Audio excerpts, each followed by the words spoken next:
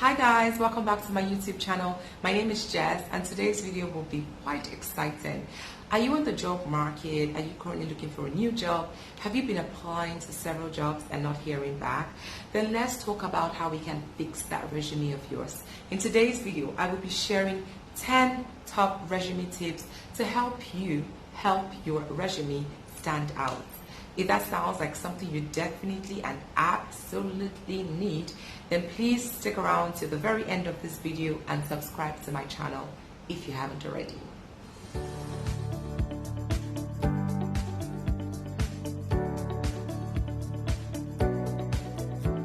Hey, welcome back and thank you for sticking around.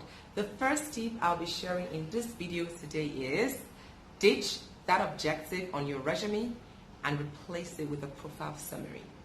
Now, an objective in the real sense is, what is your objective? What are you trying to achieve? Why are you applying to this job? Now, the thing about job application is you are not supposed to communicate what you want to do. What the employers want to see is what you can do, what you have done. Okay? You apply to a job because you feel strongly suited for that role, which means they should see what you want to bring to the table. And what you can bring to the table is based on what you've done in the past, what your current role is, your experience in general, which basically summarizes up your capabilities and your abilities.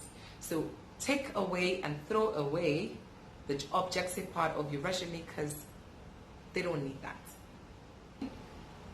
The second tip I'll be sharing today is ditch that long list of soft skills and replace it with technical skills. Now, your soft skills cannot be communicated merely via your resume. No one is going to look at your resume and shortlist you because you listed 20 or even 5 skills on emotional intelligence, interpersonal skills, yada yada yada. People want to see more of what you can do. I said this before, but it's really about the technical skills and not the soft skills. Your soft skills will be demonstrated during your interview, and the fact that you write them down on your resume does not guarantee that you actually possess any of those skills. So you see why you want to put that which can make you get shortlisted and scrap and throw away any of those irrelevant information such as soft skills, because that's what the interview is for. So you don't want to go ahead of the interview. You want to give them exactly what they want to feel like shortlisting you for the next stage, which is an interview. The third thing is you want to tailor your resume to the job you're applying to. Now, this is very, very critical. You need to customize your CV to the job. Now, this doesn't mean exaggerating what you've done. This doesn't mean dishonesty. This doesn't mean fabricating lies and embellishing. This just means you're trying to speak the language in the organization. Every organization has some language that they speak. I mean, language not in the sense of like English or whatever. It's like technical language. So for each job function, there's a way that they speak, and you see that in the design of their job descriptions. So if you are a finance manager in company A and you are a finance manager in company B, now two of you have similar skill sets, you probably know how to do the same thing, but the way that you communicate in your different businesses are different. So you would see that reflected in their job description. That's why you need to customize your CV to that job. This helps you in two ways. One, if the ATS scans through resumes and they put some keywords to filter some people, you would most likely get shortlisted because you have applied those keywords that they use in the organization. So sounding like them doesn't mean copying and pasting. It just means applying those keywords that have been highlighted in their job description. If it's a finance role and you say something about financial modeling and you know it's something you've definitely done and can do, but it's not reflected the same way in your CV, you want to go back there and tweak it a little bit just to reflect that keyword. If it's data analysis, you want to be able to reflect that in your own style, in your own way, but you're leveraging the keywords of the organization. That's pretty much what it means to tailor or customize your CV to a job application. The fourth thing you want to do is highlight your accomplishments. Don't be that person who has a long list of job duties or responsibilities and no accomplishments, especially if you have some good experience. What employers want to see is, what have you done? How did you add value? How did you make impact to the ROI of the organization? How were you really helpful to the organization. That's what they really want to see, versus the long list of job description. I mean, your job title alone can give them an idea of what you do. If it's, something that everyone knows, like HR, legal, like we get a sense, operations, supply chain, they know what your role is about. However, your ability to communicate your accomplishments, especially in a way that is quantifiable, where you're saying things like, I increased sales. Increase sales, how and by what? Is it by 20%, 70%? What did you really do and how did you do it? You want to keep it short. Maybe 2 to 4 bullet points is just enough. I also don't want to summarize your entire accomplishment for your entire work experience. You want to do that by company. So per company, you should have a short list of accomplishments, and this further helps you in reducing the long CV you already have. So it keeps it short and sweet for you. The next tip is to ensure that you have clear and accurate dates on your CV. This is super important because I have seen a lot of people try to confuse interviewers, recruiters, hiring managers, any prospective employer, just because they're looking at your CV. I'll give you a very good example because I'm sure you're wondering what she's talking about.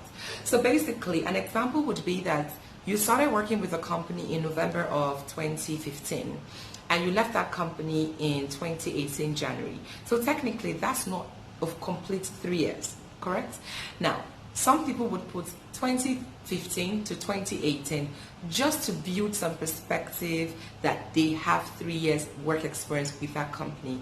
Meanwhile, you don't. And the thing is, nobody's really counting it like that. But the moment you put it that way and your next job says 2018 to date, right? So no one knows when you actually started the next job or when you left the last job. It's like, what are we looking at here? So it's very important that you're very transparent and clear with your date. So put some thought to the date that you're writing down. You don't have to put the date in terms of like 17th of June 2015. I mean, just put the month. June 2015 is fine. November 2015 is fine. Till whenever you stopped working there. So please ensure that your dates are accurate, because if the person reviewing your CV or resume is confused to that point, then they're probably thinking, are you hiding something? Are you lying about something? So the more unclear your CV is, the less likely you are going to be trusted, if that makes any sense. The 6th tip is take out unnecessary, irrelevant personal information. A lot of people have their religion, marital status, age, even as far as their hometown or village, wherever they are from, on their CV. You don't need that information on your resume. It's important that you take these things out because human beings naturally have some form of bias, whether it's conscious or unconscious bias. So you giving too much information further helps to create that bias or introduce that bias just when they're reviewing your CV. So you want to be very straightforward and understand that your CV is just supposed to represent or reflect what you can do and a means of communication. How can they contact you? Do they have your email address? Do they have your phone number?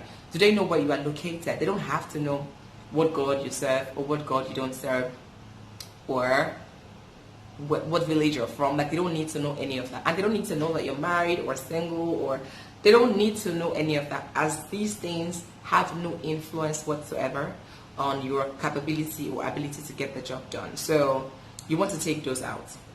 The next tip that I'll be sharing is make sure that you are completely honest with every single thing in your resume.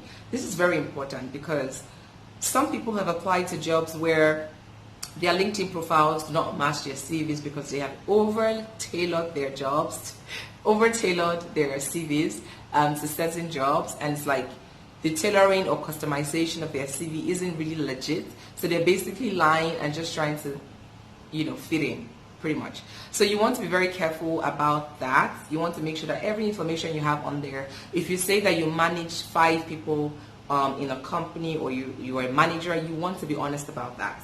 If you haven't done that before, even if the role requires that you must have managed or you should have managed and you want to still apply, then don't tell any lie. It's better to apply honestly than tell a lie and then you get caught, especially in the interview process. That's why you can also get blacklisted. Number 8 tip is avoid long paragraphs on your resume. You want to use bullet points. Bullet points are just always easy to look at. It's appealing, it's nice. You don't even have to have any colors in your CV. Just have bullet points and people just want to read what you have on there. Even in emails, it works all the time. So you want to make sure you have no paragraphs, no long paragraphs, no long story, because the average recruiter or the average hiring manager takes about a minute or 30 seconds and to review a CV. So if there are 100 applications, do you want them to spend an hour just reading through the stories of your life and your work experience? No. You want to make sure that your points and the key points you want to highlight are in bullet points. That's the only way that your CV can really be attractive and appealing to the eyes. So you want to take out all long stories, all unnecessary long paragraphs. Find a way to summarize that into a line or two in a bullet. The next tip is avoid being generic. You want to make sure that your CV is specific to you. You want to make sure your CV looks like you, sounds like you, is you, because you are the only you in the whole world. There's nobody else like you. There's nobody else like you. You may have similarities with the next person or the next applicant, but you also want to make sure that you are unique, you stand out completely. This is really how you can truly stand out. So you want to take your time to craft that resume. You want to make sure that your resume is exactly what you want it to be. And it has to be a true representation of who you are. So avoid generic statements, especially the ones that people like copy and paste from like the internet or from like the next person's CV. I don't know why people do that, because you're not going to defend somebody else's work. Like, are you going to do that? No. The final tip for today is ensure your CV is free of typos and grammatical errors. This is very key, because if your CV is being reviewed and there are like lots or even 3 typos there, it could be a red flag to that person who's reviewing your CV. So they probably would just say, oh, this person, is not attentive to details. This person does not take time to look through. This person probably hurriedly sent in their CV, and they will not make excuses for you in a way where, oh, maybe they were in a hurry. No, it doesn't work that way. The next person took their time to craft out their resume, so why couldn't you do that? So basically, you want to proofread your CV more than 1,001 times. You want to make sure that it's free of grammatical errors, of typos. And sometimes when you're taking time to do stuff, I get it, you get tired, fatigue sets in, you probably cannot see well enough, so get somebody else to do that review for you. Get another set of eyes to look at your CV, and I bet you they will see something. And that is the end of this video. Thank you so much, guys, for sticking around to the very end. And if this video was useful to you or added value to you in any way, please like this video. And if you think that it'd be useful to somebody else out there, ensure to look for 10 people that you can share this video with, especially during this time where everyone is applying or looking for a job. You definitely want to share with friends and family. And lastly, if you have not subscribed and you're still here, come on, please subscribe to my channel and click on that bell that you see somewhere around here that will notify you when I post new content. In the meantime, in the meantime, stay safe and see you in my next video. Bye.